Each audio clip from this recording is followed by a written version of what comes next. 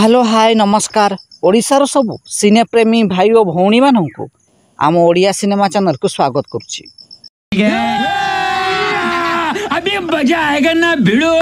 आज कथा हवा सिद्धांत महापात्र अभिनीत ओडिया सिनेमा ओम शांति ओम क्यों तमिल सिनेमा कॉपी होईची। 2002 मसीह रिलीज होइतिला एक तमिल सिनेमा जार ना रही तामिज। एही सिनेमाटी सेतेबेले सुपरहिट होइतिला।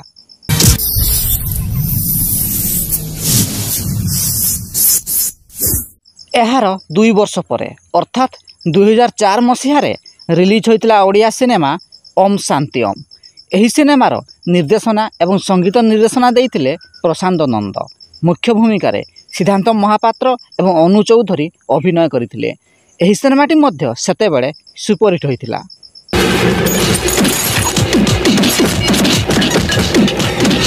जदि वीडियोटी पसंद आसता है तेबे लाइक शेयर एवं चैनल टी को सब्सक्राइब करंतु।